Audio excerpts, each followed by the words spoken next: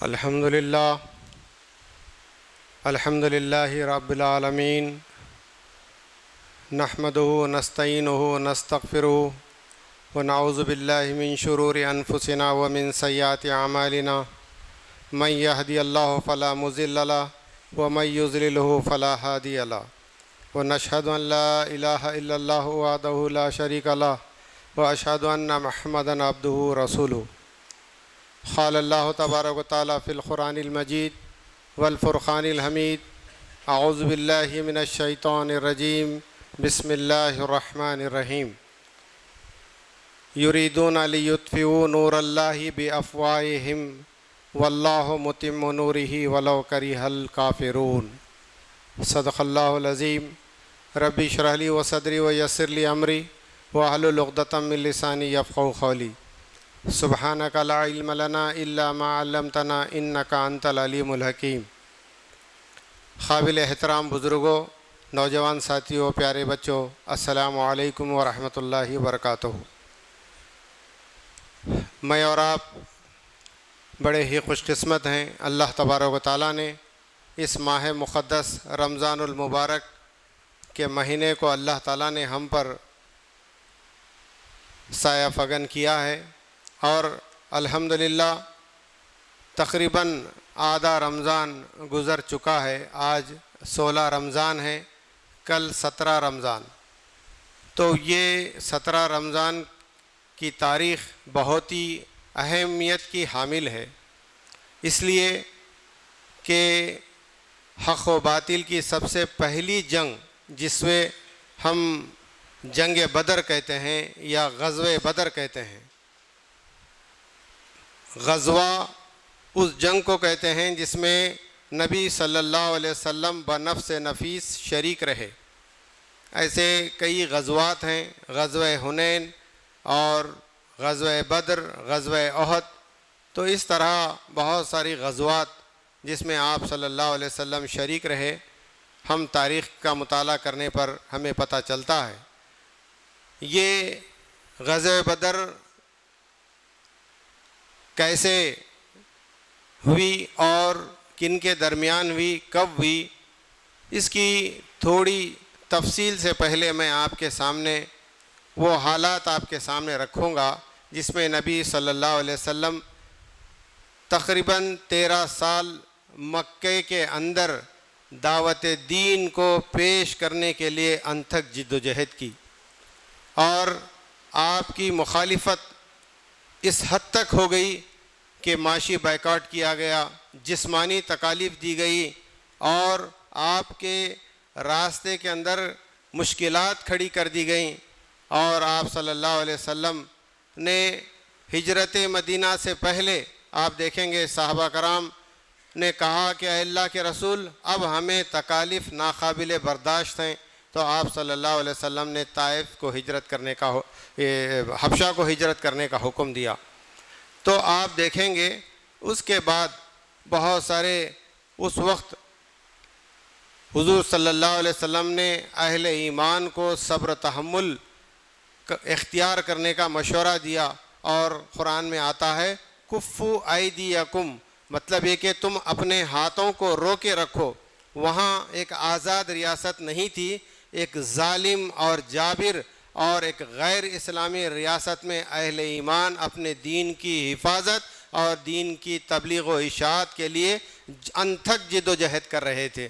ایسے موقع پر تو آپ صلی اللہ علیہ وسلم کو نہ صرف آپ کے جانی دشمن بنے، بلکہ آپ صلی اللہ علیہ وسلم کو بہت ساری مصالحت پر بھی مجبور کیا گیا۔ ابو طالب جو آپ کے چچا تھے، بہت بڑے سپورٹر آپ کے تھے، تو ان کے ذریعے کہلوائے بھیجا کہ آپ کے بھتیجے کو ہمارے معبودوں کو برا بھلا کہنے کی ضرورت نہیں ہے، تو اگر وہ جو کچھ بھی چاہتے ہیں ہم ان کو سردار بنانے کے لیے تیار ہیں، سب سے بڑا امیر بنانے کے لیے تیار ہیں۔ آپ صلی اللہ علیہ وسلم غلبہ حق کے لیے، غلبہ دین کے لیے مبعوث ہوئے تھے، اس مشن پر آپ کارفرما تھے۔ تو آپ صلی اللہ علیہ وسلم کا جو واضح بیان آیا ہے احادیث مبارکہ کے اندر، تو آپ نے کھلے انداز میں یہ بات کہی کہ اگر یہ لوگ میرے ایک ہاتھ میں سورج اور دوسرے ہاتھ میں چاند بھی لا کر رکھ دیں تو میں اس کام سے باز آنے والا نہیں ہوں. یا تو اللہ اس دین کو اس زمین پر غالب کر دے یا پھر اس راہ میں کوشش کرتے کرتے میں اپنی جان کھپا دوں. تو یہ کھلے طور پر آپ صلی اللہ علیہ وسلم کا مشن، اس کے اندر کسی قسم کی لاگ لپیٹ یا مفاد پرستی یا کسی قسم کا لالچ نہیں، بلکہ اللہ تبارک و تعالیٰ نے آپ کو جس منصب نبوت پر سرفراز کیا تھا اس کے لیے آپ کا مشن بالکل واضح تھا. تو اس طریقے سے انہوں نے دیکھا کہ یہ دن بدن حالات جو ہے نا اسلام کے موافق ہوتے جا رہے ہیں. کوئی گھر ایسا نہیں جس کے اندر سے ایک فرد اسلام کا جو ہے نا قبول نہ کیا ہو. تو یہاں انہوں نے یہ سوچا کہ اب ایک ہی کام رہ گیا ہے کہ نبی صلی اللہ علیہ وسلم کو نعوذ باللہ قتل کر دیا جائے. اور انہوں نے قتل کی منصوبہ بندی بھی کر دی. اور اس کے بعد حضور صلی اللہ علیہ وسلم کو اللہ تبارک و تعالیٰ نے حکم دیا کہ اب اس شہر مکہ کو چھوڑ کر آپ مدینے کی طرف چلے جائیں. اس لیے کہ وہاں سے جو لوگ یہاں مکہ آیا کرتے تھے، جس میں سب سے بڑے قبیلے اوس اور خزرج کے کچھ لوگوں نے آپ کے ساتھ معاہدات کیے. انہوں نے کہا آپ آئیں ہمارے شہر مدینہ کو، ہم آپ کا وارم ویلکم کریں گے، آپ کی جو ہے خوش آمدید، آپ کا پرتپاک استقبال کیا جائے گا. تو نبی صلی اللہ علیہ وسلم کو وہاں سے دعوت جو ہے ملی. تو پھر آپ صلی اللہ علیہ وسلم اور حکم الہی کے مطابق آپ صلی اللہ علیہ وسلم ہجرت مدینہ کا ارادہ کر لیا. جب آپ مدینہ چلے گئے تو وہاں جانے کے بعد بھی 17 رمضان 2 ہجری کو یہ جو واقعہ پیش آیا، تو یہ لوگ چاہتے تھے، جو بڑے بڑے سرداران مکہ، اگر حضور صلی اللہ علیہ وسلم اتفاقی طور پر مدینہ نہیں گئے ہیں، راہ فرار اختیار نہیں کیے ہیں، بلکہ وہاں منصوبہ بندی کے ساتھ، پورے سوچ و بچار کے ساتھ اللہ کے دین کی تبلیغ کے لیے انہوں نے بہت بڑا پلان بنایا ہے. تو اس طریقے سے انہوں نے کہا کہ ہم ان کا جو ہے اس ریاست کا خاتمہ کرنا ضروری ہے. اتفاق کی بات ایسی ہوئی کہ اللہ تبارک و تعالیٰ کا منشا ہی کچھ اور ہی تھا.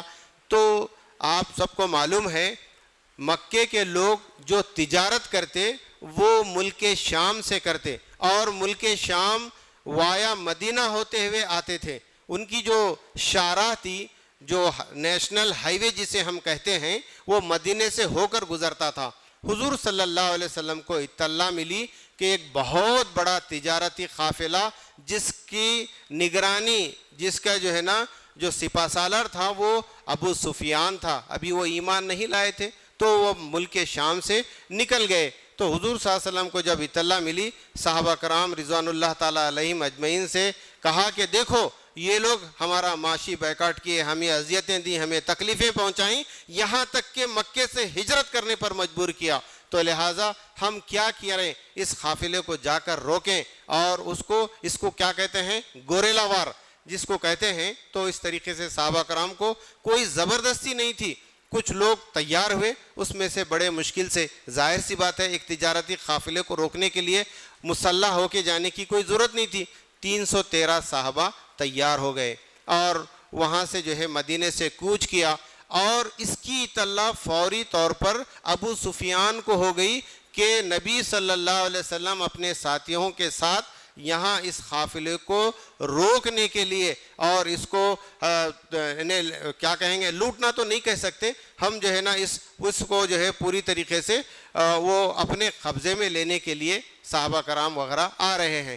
تو اس نے یہ کیا، بڑا تیز اور چالاک ابو سفیان، اس نے ایک گھوڑ سوار کو فوری طور پر مکہ بھیجا.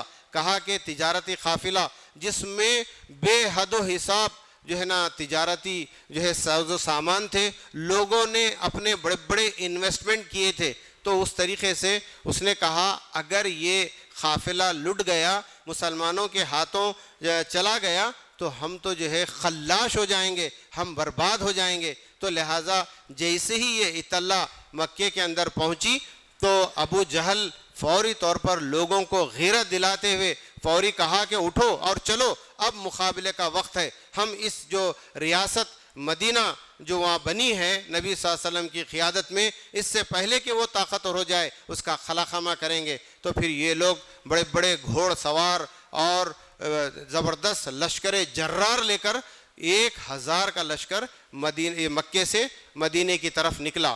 اب آپ دیکھیں گے وہ جو مقام بدر ہے وہاں اب یہ جب نکلا تو ابو سفیان نے یہ کیا، مسلمانوں کی آنے کی خبر، ایک تو اس نے مکے کو خبر بھیجی، دوسرا یہ کیا کہ راستے کو اس نے بدل دیا۔ مکہ جانے کا جو راستہ عام طور پہ تھا اس نے ساحل سمندر سے گزرنا شروع کیا، اور مکہ پہنچ کر لوگوں کو کہا اب تم جو ہے نا ان کے مقابلے پر جانے کی کوئی ضرورت نہیں ہے، اس لیے کہ جس تجارتی قافلے کی حفاظت کے لیے میں نے تمہیں کہلوا بھیجا تھا ہم تو بحفاظت مکہ آ گئے ہیں۔ تو ابو جہل نے کہا ایسے نہیں ہو سکتا، وہ جب مقابلے کے لیے آئے ہیں تو ان کی سرکوبی کرنا ضروری ہے۔ اس کے دل کے اندر اسلام دشمنی حد سے زیادہ بڑی ہوئی تھی، تو اس نے لوگوں کو ورغلایا، سمجھایا، پھر وہاں سے غیرت دلائی، وہاں سے لوگ نکل گئے۔ تو جب یہ قافلہ وہاں پہنچا، حضور صلی اللہ علیہ وسلم نے صحابہ کرام رضوان اللہ تعالیٰ علیہم اجمعین سے مشورہ کیا، اب تو ہم بڑے مشکل سے 2 گھوڑے ہیں، 70 اونٹ ہیں، اور 313 لوگ ایک ایک گھوڑے پر یعنی ایک ایک اونٹ پر 2-2 3-3 افراد بیٹھ رہے ہیں، اتر رہے ہیں۔ بہرحال بدر کے مقام پر وہاں پہنچے۔ جنہوں نے میدان بدر دیکھا ہے وہ منظر کو یاد کیجئے، وہ منظر کو یاد کیجئے، وہاں ابھی بھی وہ سارے نشانات موجود ہیں میدان بدر میں۔ تو وہاں پہنچنے کے بعد حضور صلی اللہ علیہ وسلم نے کہا کہ اب ہم تجارتی قافلہ تو چلا گیا ہے، اب یہ جو قافلہ آلا ہے وہ لشکر جرار ہے، 1000 کا لشکر ہے، اور پھر ہم 313 ہیں، اور وہ بھی ٹوٹے پھوٹے ہتھیار ہیں، اور ان کے پاس تو بے حد و حساب اونٹ اور گھوڑے اور نیزے، تلواریں، اور پھر ناچنے گانے والی عورتیں، یہ سب اس طریقے سے وہ آ رہے ہیں، کیا کیا جائے؟ تو اس میں صحابہ کرام رضوان اللہ تعالیٰ علیہم اجمعین نے جو تقاریریں کی ہیں احادیث مبارکہ کے اندر، وہ واقع میرے اور آپ کے ایمان کو تازہ کرنے والے ہیں۔ تو اس میں حضرت ابوبکر صدیق، حضرت عمر رضی اللہ تعالیٰ عنہ نے اپنی جانثاری کا اظہار کیا۔ اس کے بعد حضرت مقداد بن عمرو رضی اللہ تعالیٰ عنہ نے کہا اے اللہ کے رسول، اللہ نے ہم کو جو دکھایا ہے آپ کو جو دکھایا ہے وہ کریں، ہم آپ کے ساتھ ہیں، خدا کی قسم ہم موسیٰ علیہ السلام کی قوم کی طرح نہیں کہیں گے کہ فذهب انت و رب کا فقاتلا انا ہاؤنا قائدون، تم اور تمہارا رب جاؤ اور لڑو، ہم یہیں بیٹھے ہیں، ہم ایسا ہرگز نہیں کہیں گے۔ اور پھر دوسرے صحابی ہیں جو حضرت سعد بن معاذ رضی اللہ تعالیٰ عنہ، انہوں نے کہا یا رسول اللہ ہم نے آپ پر ایمان لائے ہیں اور آپ کی تصدیق کی ہے اور آپ کی بات ماننے کا عہد کیا ہے، اے اللہ کے نبی آپ جو چاہیں کریں، اس ذات کی قسم جس نے آپ کو حق کے ساتھ بھیجا ہے، اگر آپ ہمیں سمندر میں بھی کودنے کا حکم دیں ہم کود جائیں گے۔ تو یہ جانثاری صحابہ رضوان اللہ تعالیٰ علیہم کی، اور اس طریقے سے تیاری کو دیکھ کر حضور صلی اللہ علیہ وسلم کا چہرہ کھل اٹھا، یعنی حدیث میں آتا ہے کہ آپ کے داندان مبارک تک جو ہے نظر آنے لگے، تو خوشی کے مارے آپ کا چہرہ کھل اٹھا۔ صحابہ کرام کی رضوان اللہ تعالیٰ علیہم اجمعین کی جانثاری کا جو اظہار ہے وہ بہت زیادہ جو ہے نا یقیناً احادیث مبارکہ کے اندر اس کی تفصیل آئی ہے، اور اس میں اللہ تبارک و تعالیٰ نے حضور اکرم صلی اللہ علیہ وسلم کو وحی کے ذریعے یہ خوشخبری سنائی، 2 گروہوں میں سے جس کا بھی آپ کا مقابلہ ہوگا اللہ تعالیٰ آپ کی 1000 فرشتوں کے ذریعے مدد فرمائے گا۔ تو اس کے بعد حضور صلی اللہ علیہ وسلم ایکسو ہو گئے، آپ نے تیاری کی اور وہاں پڑاؤ ڈالا گیا، اور اس وقت کفاران مکہ کا جو لشکر آیا تھا جس کی قیادت ابو جہل کر رہا تھا، تو انہوں نے نشیبی علاقے میں اپنا جو ہے نا پڑاؤ ڈالا۔ صحابہ کرام رضوان اللہ تعالیٰ علیہم اجمعین کے مشورے سے حضور صلی اللہ علیہ وسلم نے اونچائی مقام پر آپ نے جو ہے پڑاؤ ڈالا، اور پھر اس کے بعد آپ دیکھتے ہیں باران رحمت برستی ہے، جنگ کا ماحول پورا تیار ہو گیا، باران رحمت برستی ہے، موسم بالکل خوشگوار ہو گیا۔ ہوا یہ کہ بارش کی وجہ سے پانی جو نیچے آیا وہ کیچڑ اور دلدل بن گیا، ان کے پیر اس کے اندر دھنسنے لگے اور یہ جو اوپر کی جو زمین تھی وہ اچھی طرح گھٹ ہو گئی اور انہوں نے مسلمانوں نے ایک چشمہ بنایا اور وہاں پینے پانی کا انتظام وغیرہ بھی کیا۔ آپ لوگوں کو معلوم ہونا چاہیے 2 جنگیں ایسی ہیں جو رمضان المبارک میں پیش آئی ہیں، ایک تو ہے جنگ بدر اور دوسرا ہے فتح مکہ، اور پھر جنگ کے موقع پر آپ کو روزہ رکھنا فرض نہیں، آپ روزہ چھوڑ سکتے ہیں۔ تو اس طریقے سے یہ جو جنگ کا ماحول تھا تو آپ دیکھیں گے حضور صلی اللہ علیہ وسلم اب پورے صحابہ کرام رضوان اللہ تعالیٰ علیہم اجمعین کو جنگ کی جو اسٹریٹجی ہے بیٹل فیلڈ میں وہ پوری طرح سمجھا دی۔ اور تعجب یہ کریں گے آپ، حضور صلی اللہ علیہ وسلم کی پیشن گوئی دیکھیے، ابو جہل وہاں مرے گا، فلاں وہاں اس کا خاتمہ ہوگا اور یہ فلاں وہاں مارا جائے گا۔ اس کے بعد جب جنگ کا اختتام ہوا تو حضور صلی اللہ علیہ وسلم نے جیسی پیشن گوئی کی ویسے ہی جو ہے لوگوں کو پایا۔ تو اس کے بعد آپ دیکھیں گے حضور صلی اللہ علیہ وسلم پورے صحابہ کرام رضوان اللہ تعالیٰ علیہم اجمعین کو جمع کیا اور آپ کو جو خیمہ لگایا گیا تھا دعا اللہ تبارک و تعالیٰ سے آہوزاری شروع کر دی۔ ایک تو ہے اس کی تدبیر اور دوسرے ہے دعا۔ تو یہاں ایک بات بہت سمجھنے کی ہے کہ آپ صرف دعا کریں، کوئی تدبیر نہ کریں، یہ بھی سیرت سے ہمیں نہیں ملتا، اور پھر صرف تدبیر پوری کریں، ہم مسلح ہیں، پورے ہتھیار ہم پہ ہیں، کامیابی ہمیں نصیب ہوگی، یہ بھی جو ہے ہمیں سیرت سے نہیں ملتا۔ تدبیر کریں پھر اللہ تبارک و تعالیٰ سے گڑ گڑا کر دعا کریں، توکل اللہ تبارک و تعالیٰ پر ہمارا ہونا چاہیے۔ یہ ہے سنت رسول صلی اللہ علیہ وسلم۔ غزوہ بدر میں یہی جو ہے ہم کو ملتا ہے۔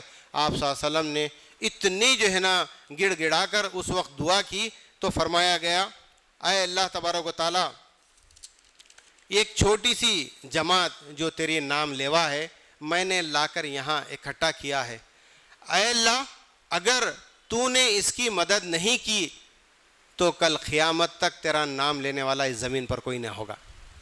کیا اللہ تبارک و تعالیٰ سے گریہ وزاری ہے، اور آپ اتنا روئے، روایات میں آتا ہے کہ آپ کے کندھوں پر چادر آپ اوڑے ہوئے تھے تو وہ چادر بھی جو ہے گر گئی۔ یہ دیکھ کر حضرت ابوبکر صدیق نے کہا، اللہ کے رسول اب بس کیجئے، اللہ ہم کو ضرور کامیابی عطا فرمائے گا، ضرور ہم جو ہے فتح نصیب ہمیں ہوگی۔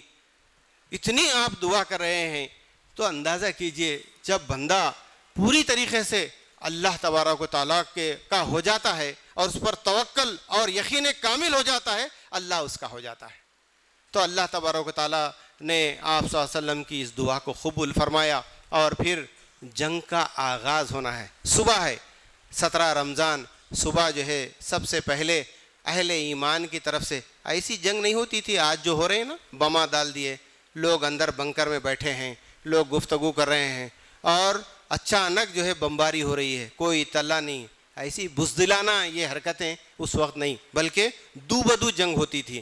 اور جب اہل ایمان کی طرف سے جو ہے نا ادھر سے مشرکین سے عتبہ، شیبہ اور ولید، یہ تینوں جب آئے مسلمانوں کو للکارا گیا تو حضور صلی اللہ علیہ وسلم نے 3 انصاریوں کو بھیجا۔ انہوں نے کہا، بڑا تکبرانہ انداز تھا اس وقت کفاران مکہ کا بھی، انہوں نے کہا ان سے ہم لڑیں گے؟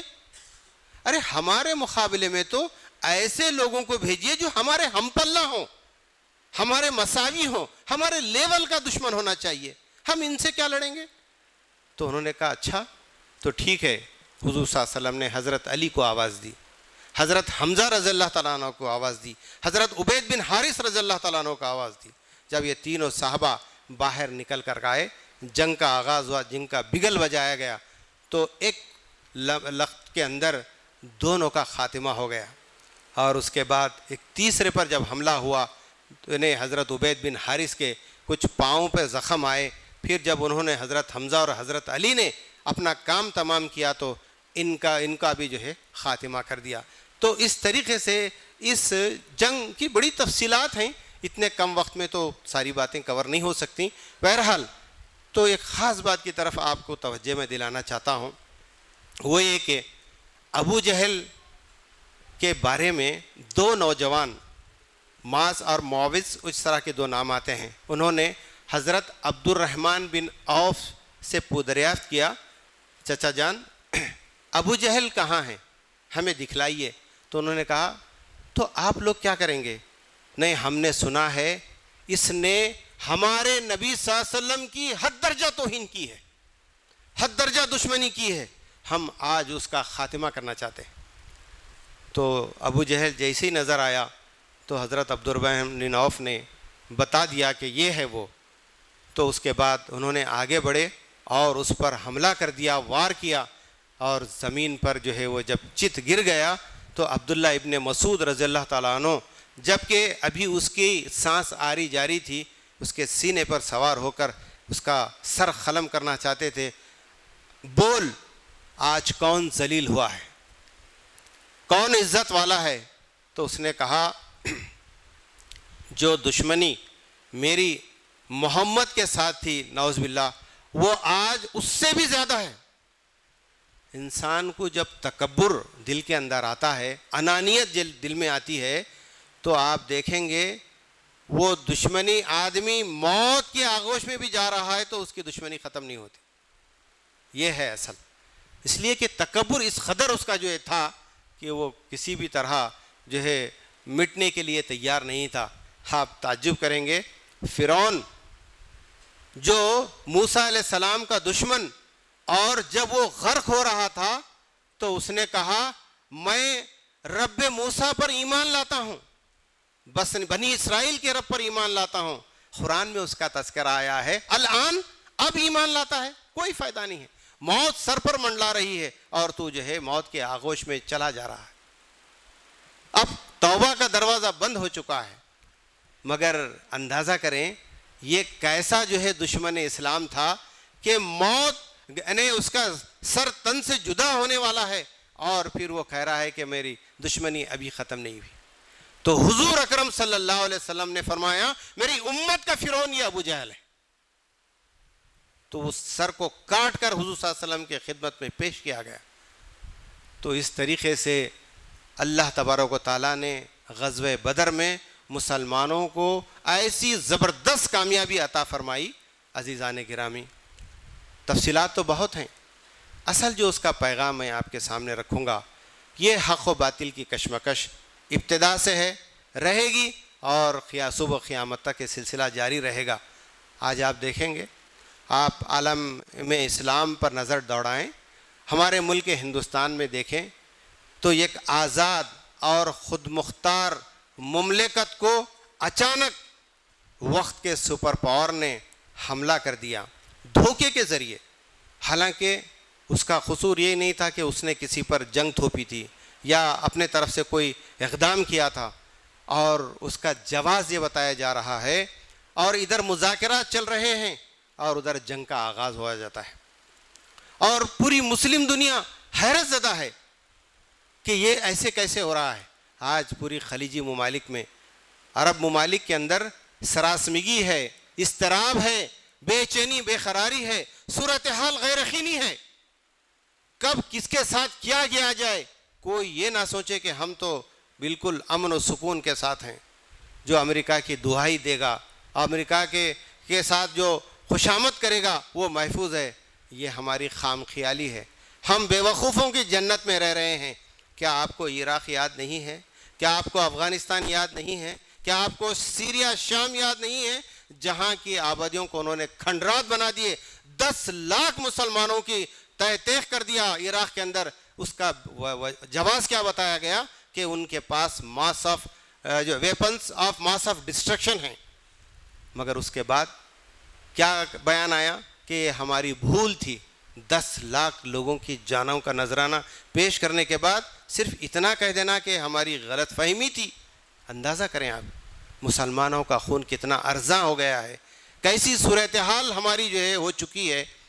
آج جو صورتحال ہے وہ یہی چاہتے ہیں کہ نیوکلیئر توانائی جو ان کے پاس ہے اس سے وہ باز آ جائے، جبکہ ایران کئی دفعہ کہہ چکا ہے کہ ہم یہ نیوکلیئر توانائی جو حاصل کر رہے ہیں کسی ملک پر حملہ کرنے کے لیے نہیں، بلکہ توانائی کے لیے اس کا استعمال کیا جائے گا اور ہمارے اپنے فائدے کے لیے استعمال کیا جائے گا، اور اس نے کبھی کوئی کسی پر اٹیک نہیں کیا۔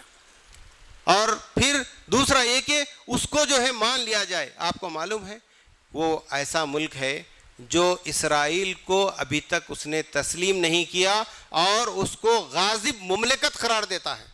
یہ ان دو وجہ کے ذریعے امریکہ اور اسرائیل دونوں مل کر جو ہے نا اس پر جو حملہ ور ہوئے ہیں. اور اندازہ کریں وہاں کے جو رہبر اعلیٰ جو مذہبی پیشوا ہیں آیت اللہ خامنہ ای کا جو شہید ہوئے ہیں, انہیں ادھر مذاکرات کا دھوکہ دے کر وہاں پر یہ کارروائی انجام دی گئی. ملت بڑے تذبذب میں ہے کہ وہ شیعہ ہیں. ارے سوال یہ ہے کہ کیا اسرائیل اور امریکہ سنی ہیں؟ ذرا کم سے کم اتنا تو سمجھیے, ایک ظالمانہ طریقے سے اس ملک پر جو حملہ کیا گیا, کیا دوسرے ملک کی آپ حفاظت کی ذمہ داری دے سکتے ہیں؟ آج جو ممالک بڑھ چڑھ کر اس کا تعاون کیے ہیں وہ اپنی حفاظت کے لیے فکر مند ہیں کہ کیا کریں. پورے فلائٹس جو ہے نا منسوخ ہو گئے ہیں, پریشان ہیں لوگ لاکھوں کی تعداد میں. رمضان المبارک جیسے مقدس مہینے میں لاکھوں زائرین عمرے کے لیے گئے ہیں, واپس آنا ان کے لیے بڑا مشکل نظر آ رہا ہے. اور یہ پھر یہ جنگ یوں ہی نہیں ختم ہوگی, اس میں سوائے تباہی کے اور خون آشامی کے اور بربادی کے اور کچھ حاصل ہونے والا نہیں ہے. تو اس طریقے سے وہ اپنا اقوام متحدہ اور بین الاقوامی قوانین کی دھجیاں اڑائی جا رہی ہیں. کوئی ہے پوچھنے والا؟ کسی بھی خود مختار اور آزاد مملکت پر حملہ کرنا اور یہ کہنا کہ وہاں کے رجیم کو ہم چینج کر رہے ہیں, آپ کو کس نے اختیار دیا؟ کہاں کا یہ قانون ہے؟ عوام کا اختیار ہے. وہ عوام چاہے تو اپنے وہاں کی حکومت کو بدل سکتے ہیں, جیسے سری لنکا میں ہوا, بنگلہ دیش میں ہوا. الغرض اس ہمارے اس ملک میں جس میں میں اور آپ رہ رہے ہیں, یہاں کی صورتحال بھی کم تشویشناک نہیں ہے. مسلمان, اسلام, عبادت گاہیں ان کے ٹارگٹ پہ ہیں اور وہ چاہتے ہیں کہ ملت خوف و ہراس کے ساتھ زندگی گزارے اور ایک سیکنڈ کیٹیگری کی شہری کے طور پر یہاں زندگی گزارے. یقین جانیے نور خدا ہے کفر کی حرکت پہ خندہ زن, پھونکوں سے یہ چراغ بجھایا نہ جائے گا. شاعر بڑے اچھے انداز میں جو آیت میں نے آپ کے سامنے ابتدا میں تلاوت کی, یریدون لیطفئوا نور اللہ بافواہہم واللہ متم نورہ ولو کرہ الکافرون. یہ لوگ اپنے پھونکوں سے اسلام کے چراغ کو بجھانا چاہتے ہیں اور اللہ فیصلہ کر دیا ہے اس کو پھیلا کر رکھے گا, چاہے کافروں کو کتنا ہی ناگوار ہو. اللہ کے نبی صلی اللہ علیہ وسلم کی حیات مبارکہ میں آپ نے دیکھا فتح مکہ رمضان المبارک میں ہی پیش آئی, اور اس وقت جب آپ مکے کے اندر فاتحانہ داخل ہوئے تو کوئی ایسی طاقت اور قوت نہیں تھی جو نبی صلی اللہ علیہ وسلم کے آنکھ میں آنکھ ملا کر بات کر سکے اور ان کا مقابلہ کر سکے. آپ صلی اللہ علیہ وسلم کعبۃ اللہ کے اندر جب جاتے ہیں تو ایک ایک بت کو چھڑی سے کہتے ہیں جال حق وزاق الباطل ان الباطل کان زہوقا. حق آ گیا اور باطل مٹ گیا. باطل تو مٹنے ہی کے لیے آیا ہے. ضرورت اس بات کی ہے کہ ہم مساجد کو آباد کرنے والے بنے. رمضان کا مہینہ ہے, بڑی تعداد میں لوگ نہ صرف جمعہ میں بلکہ 5 وقت میں آتے ہیں. خدا کی قسم مورخین کہتے ہیں جس طریقے سے جمعہ میں جوق در جوق لوگ آتے ہیں اسی طریقے سے اگر فجر میں ہماری یہ صورتحال ہوگی, خدا کی قسم کوئی طاقت مسلمانوں کا بیکا نہیں کر سکتی, بال بیکا نہیں کر سکتی. یہ ہے اصل کیفیت. کیا وجہ ہے گئی کہ شوال کا چاند نظر آتے ہی ہم کو گرین جو ہے نا جھنڈی مل جاتی ہے, مسجد سے بالکل ہمارا رشتہ ختم ہو جاتا ہے. دوسرا یہ کہ ہمارے اندر اتفاق اتحاد پیدا ہونا چاہیے. دشمن ہم کو یہ سمجھتا ہے کہ ہم سب مسلمان ہیں اور ایک ہیں, اور ہماری کیفیت یہ ہے کہ ہم لوگوں کے سامنے بتا رہے ہیں وہ فلاں مسلک سے تعلق ہے, ان کا تعلق فلاں جماعت سے, ہمارے سے کوئی لینا دینا نہیں ہے. ایک کلمہ گو ہے میرے دوستو, ایک صف میں کھڑے ہو جائیے, ملت کا جو ہے نا مظاہرہ کیجئے. یہ افراتفری, یہ مسلکی جو ہے عصبیت ہمیں کہاں پہنچائی ہے. ذلیل و خوار ہو رہے ہیں ہم. کلمہ گو ہیں, ایک دوسرے کا احترام کیجئے. یہ فیصلے قیامت کے دن ہوں گے کون حق پر ہے کون ناحق پر ہے. نماز میں کس کو اختلاف ہے, حضور کی محبت میں کس کو اختلاف ہے, قرآن پر ایمان میں کس کو جو ہے نا اختلاف ہو سکتا ہے، روز قیامت کے آنے پر کس کو اختلاف ہے؟ ان باتوں پر تو اکٹھے ہو جائیے۔ نوجوانوں کو آج بتانے کی ضرورت ہے، جہاں آپ اعلیٰ تعلیم، عصری تعلیم حاصل کر رہے ہیں، وہ دین کے تقاضوں کو پورے کرنے والے بنے، دین کی تعلیمات ان کے اندر آنی چاہیے۔ کیسی نسل ہم تیار کر رہے ہیں جن کو کچھ بھی نہیں معلوم اسلام کے بارے میں۔ یہ مہینہ ماہ رمضان المبارک کا مہینہ، جس میں اللہ تبارک و تعالیٰ نے فرمایا شہر رمضان الذی انزل فیہ القرآن ہدی للناس وبینات من الہدی والفرقان، یہ وہ مہینہ ہے جس میں اللہ تبارک و تعالیٰ نے قرآن کا نزول فرمایا جو پوری بنی نوع انسانیت کے لیے ہدایت ہے۔ ہم نے اس فریضے کو انجام نہیں دیا، جس کی وجہ سے ذلت و خواری ہم پر جو ہے مسلط کر دی گئی ہے۔ اسی لیے جب یہ کام چھوڑیں گے، حدیث میں آتا ہے نبی صلی اللہ علیہ وسلم فرمائے وہ دعائیں مانگیں گے تو اللہ تعالیٰ ان کی دعائیں کو قبول کرنے والا نہیں ہے۔ آج توبہ استغفار، آج مغفرت کی طلب ماہ رمضان المبارک کے اندر ہے، بدلنے کی ضرورت ہے زندگیوں کو۔ جیسے آج آپ اخلاق و کردار میں ایک بہترین نمونہ بن کر رمضان کے اندر نظر آ رہے ہیں، خدا کے لیے بقیہ دنوں میں بھی ایسی کیفیت ہمارے اندر ہونی چاہیے۔ دیکھیں آپ، پھر بہت بڑا انقلاب پیدا ہوگا، ہمارے صفوں میں اتحاد ہوگا، ہمارے اندر دین کی حمیت باقی ہوگی، اور پھر دشمن کو ہم پر حملہ کرنے کی جرأت اور ہمت نہیں ہوگی۔ تو اس کی ضرورت ہے ان باتوں کی۔ بہرحال بات بڑی طویل ہے۔ یہ ایک غزوہ بدر کا جو پیغام ہر سال آپ کے سامنے رکھا جاتا ہے، اس کے اندر صبر ہو، استقامت ہو، اور پھر اللہ پر توکل ہو، اور دین سے محبت ہو، تو پھر اللہ کی مدد بھی ویسے ہی آئے گی جیسے غزوہ بدر میں اللہ تبارک و تعالیٰ نے اہل ایمان کے ساتھ کیا۔ اللہ سے دعا ہے اللہ تعالیٰ ہم سب کو کہنے سننے سے زیادہ عمل کی توفیق عطا فرمائے۔ ربنا تقبل انک انت السمیع العلیم وما علینا الا البلاغ۔ السلام علیکم ورحمۃ اللہ وبرکاتہ۔ اور نے حملہ کر دیا دھوکے کے ذریعے، حالانکہ اس کا قصور یہ نہیں تھا کہ اس نے کسی پر جنگ تھوپی تھی یا اپنے طرف سے کوئی اقدام کیا تھا، اور اس کا جواز یہ بتایا جا رہا ہے، اور ادھر مذاکرات چل رہے ہیں اور ادھر جنگ کا آغاز ہوا جاتا ہے، اور پوری مسلم دنیا حیرت زدہ ہے کہ یہ ایسے کیسے ہو رہا ہے۔ آج پوری خلیجی ممالک میں، عرب ممالک کے اندر سراسمگی ہے، اضطراب ہے، بے چینی، بے قراری ہے، صورتحال غیر یقینی ہے۔ کب کس کے ساتھ کیا کیا جائے، کوئی یہ نہ سوچے کہ ہم تو بالکل امن و سکون کے ساتھ ہیں۔ جو امریکہ کی دہائی دے گا، امریکہ کے ساتھ جو خوشامد کرے گا، وہ محفوظ ہے۔ یہ ہماری خام خیالی ہے۔ ہم بے وقوفوں کی جنت میں رہ رہے ہیں۔ کیا آپ کو عراق یاد نہیں ہے؟ کیا آپ کو افغانستان یاد نہیں ہے؟ کیا آپ کو سیریا، شام یاد نہیں ہے، جہاں کی آبادیوں کو انہوں نے کھنڈرات بنا دیے، 10 لاکھ مسلمانوں کی تہ تیخ کر دیا عراق کے اندر۔ اس کا جواز کیا بتایا گیا کہ ان کے پاس جو weapons of mass of destruction ہیں۔ مگر اس کے بعد کیا بیان آیا کہ یہ ہماری بھول تھی۔ 10 لاکھ لوگوں کی جانوں کا نذرانہ پیش کرنے کے بعد صرف اتنا کہہ دینا کہ ہماری غلط فہمی تھی۔ اندازہ کریں آپ مسلمانوں کا خون کتنا ارزاں ہو گیا ہے، کیسی صورتحال ہماری جو ہے ہو چکی ہے۔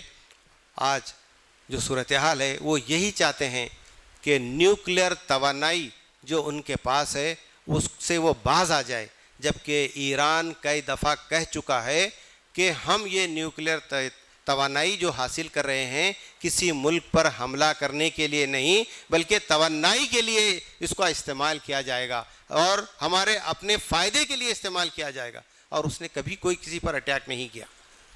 اور پھر دوسرا یہ کہ اس کو جو ہے مان لیا جائے۔ آپ کو معلوم ہے وہ ایسا ملک ہے جو اسرائیل کو ابھی تک اس نے تسلیم نہیں کیا اور اس کو غاصب مملکت قرار دیتا ہے۔ یہ ان دو وجہ کے ذریعے امریکہ اور اسرائیل دونوں مل کر جو ہے نا اس پر جو حملہ ور ہوئے ہیں۔ اور اندازہ کریں وہاں کے جو رہبر اعلیٰ جو مذہبی پیشوا ہیں، آیت اللہ خامنہ ای کا جو شہید ہوئے ہیں، انہیں ادھر مذاکرات کا دھوکہ دے کر وہاں پر یہ کارروائی انجام دی گئی۔ ملت بڑے تذبذب میں ہے کہ وہ شیعہ ہیں۔ ارے سوال یہ ہے کہ کیا اسرائیل اور امریکہ سنی ہیں؟ ذرا کم سے کم اتنا تو سمجھیے، ایک ظالمانہ طریقے سے اس ملک پر جو حملہ کیا گیا، کیا دوسرے ملک کی آپ حفاظت کی ذمہ داری دے سکتے ہیں؟ آج جو ممالک بڑھ چڑھ کر اس کا تعاون کیے ہیں وہ اپنی حفاظت کے لیے فکر مند ہیں کہ کیا کریں، پورے فلائٹس جو ہے نا منسوخ ہو گئے ہیں، پریشان ہیں لوگ لاکھوں کی تعداد میں۔ رمضان المبارک جیسے مقدس مہینے میں لاکھوں زائرین عمرے کے لیے گئے ہیں، واپس آنا ان کے لیے بڑا مشکل نظر آ رہا ہے۔ اور یہ پھر یہ جنگ یوں ہی نہیں ختم ہوگی، اس میں سوائے تباہی کے اور خون آشامی کے اور بربادی کے اور کچھ حاصل ہونے والا نہیں ہے۔ تو اس طریقے سے وہ اپنا اقوام متحدہ اور بین الاقوامی قوانین کی دھجیاں اڑائی جا رہی ہیں۔ کوئی ہے پوچھنے والا؟ کسی بھی خود مختار اور آزاد مملکت پر حملہ کرنا اور یہ کہنا کہ وہاں کے رجیم کو ہم چینج کر رہے ہیں، آپ کو کس نے اختیار دیا؟ کہاں کا یہ قانون ہے؟ عوام کا اختیار ہے، وہ عوام چاہے تو اپنے وہاں کی حکومت کو بدل سکتے ہیں، جیسے سری لنکا میں ہوا، بنگلہ دیش میں ہوا۔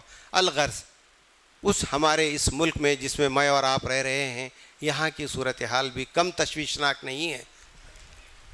مسلمان، اسلام، عبادت گاہیں ان کے ٹارگٹ پہ ہیں اور وہ چاہتے ہیں کہ ملت خوف و ہراس کے ساتھ زندگی گزارے اور ایک سیکنڈ کیٹیگری کی شہری کے طور پر یہاں زندگی گزارے۔ یقین جانیے، نور خدا ہے کفر کی حرکت پہ خندہ زن، پھونکوں سے یہ چراغ بجھایا نہ جائے گا۔ شاعر بڑے اچھے انداز میں جو آیت میں نے آپ کے سامنے ابتدا میں تلاوت کی، یریدون لیطفئوا نور اللہ بافواہہم واللہ متم نورہ ولو کرہ الکافرون، یہ لوگ اپنے پھونکوں سے اسلام کے چراغ کو بجھانا چاہتے ہیں اور اللہ فیصلہ کر دیا ہے اس کو پھیلا کر رکھے گا، چاہے کافروں کو کتنا ہی ناگوار ہو۔ اللہ کے نبی صلی اللہ علیہ وسلم کی حیات مبارکہ میں آپ نے دیکھا فتح مکہ رمضان المبارک میں ہی پیش آئی، اور اس وقت جب آپ مکے کے اندر فاتحانہ داخل ہوئے تو کوئی ایسی طاقت اور قوت نہیں تھی جو نبی صلی اللہ علیہ وسلم کے آنکھ میں آنکھ ملا کر بات کر سکے اور ان کا مقابلہ کر سکے۔ آپ صلی اللہ علیہ وسلم کعبۃ اللہ کے اندر جب جاتے ہیں تو ایک ایک بت کو چھڑی سے کہتے ہیں جال حق وزاق الباطل ان الباطل کان زہوقا، حق آ گیا اور باطل مٹ گیا۔ باطل تو مٹنے ہی کے لیے آیا ہے۔ ضرورت اس بات کی ہے کہ ہم مساجد کو آباد کرنے والے بنے۔ رمضان کا مہینہ ہے، بڑی تعداد میں لوگ نہ صرف جمعہ میں بلکہ 5 وقت میں آتے ہیں۔ خدا کی قسم، مورخین کہتے ہیں جس طریقے سے جمعہ میں جوق در جوق لوگ آتے ہیں، اسی طریقے سے اگر فجر میں ہماری یہ صورتحال ہوگی، خدا کی قسم کوئی طاقت مسلمانوں کا بیکا نہیں کر سکتی، بال بیکا نہیں کر سکتی۔ یہ ہے اصل کیفیت۔ کیا وجہ ہے ہوئی کہ شوال کا چاند نظر آتے ہی ہم کو گرین جو ہے نا جھنڈی مل جاتی ہے، مسجد سے بالکل ہمارا رشتہ ختم ہو جاتا ہے۔ دوسرا یہ کہ ہمارے اندر اتفاق اتحاد پیدا ہونا چاہیے۔ دشمن ہم کو یہ سمجھتا ہے کہ ہم سب مسلمان ہیں اور ایک ہیں، اور ہماری کیفیت یہ ہے کہ ہم لوگوں کے سامنے بتا رہے ہیں وہ فلاں مسلک سے تعلق ہے، ان کا تعلق فلاں جماعت سے ہے، ہمارے سے کوئی لینا دینا نہیں ہے۔ ایک کلمہ گو ہے میرے دوستو، ایک صف میں کھڑے ہو جائیے، ملت کا جو ہے نا مظاہرہ کیجئے۔ یہ افراتفری، یہ مسلکی جو ہے عصبیت ہمیں کہاں پہنچائی ہے؟ ذلیل و خوار ہو رہے ہیں ہم۔ کلمہ گو ہیں، ایک دوسرے کا احترام کیجئے۔ یہ فیصلے قیامت کے دن ہوں گے، کون حق پر ہے کون ناحق پر ہے۔ نماز میں کس کو اختلاف ہے؟ حضور کی محبت میں کس کو اختلاف ہے؟ قرآن پر ایمان میں کس کو جو ہے نا اختلاف ہو سکتا ہے؟ روز قیامت کے آنے پر کس کو اختلاف ہے؟ ان باتوں پر تو اکٹھے ہو جائیے۔ نوجوانوں کو آج بتانے کی ضرورت ہے، جہاں آپ اعلیٰ تعلیم، عصری تعلیم حاصل کر رہے ہیں، وہ دین کے تقاضوں کو پورے کرنے والے بنے، دین کی تعلیمات ان کے اندر آنی چاہیے۔ کیسی نسل ہم تیار کر رہے ہیں جن کو کچھ بھی نہیں معلوم اسلام کے بارے میں۔ یہ مہینہ ماہ رمضان المبارک کا مہینہ، جس میں اللہ تبارک و تعالیٰ نے فرمایا شہر رمضان الذی انزل فیہ القرآن ہدی للناس وبینات من الہدی والفرقان، یہ وہ مہینہ ہے جس میں اللہ تبارک و تعالیٰ نے قرآن کا نزول فرمایا جو پوری بنی نوع انسانیت کے لیے ہدایت ہے۔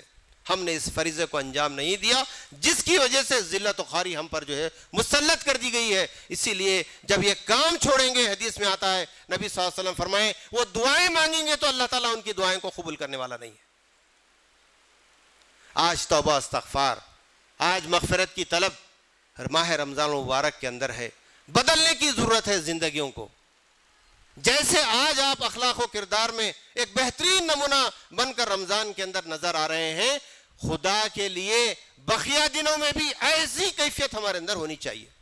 دیکھیں آپ، پھر بہت بڑا انقلاب پیدا ہوگا، ہمارے صفوں میں اتحاد ہوگا، ہمارے اندر دین کی حمیت باقی ہوگی، اور پھر دشمن کو ہم پر حملہ کرنے کی جرأت اور ہمت نہیں ہوگی۔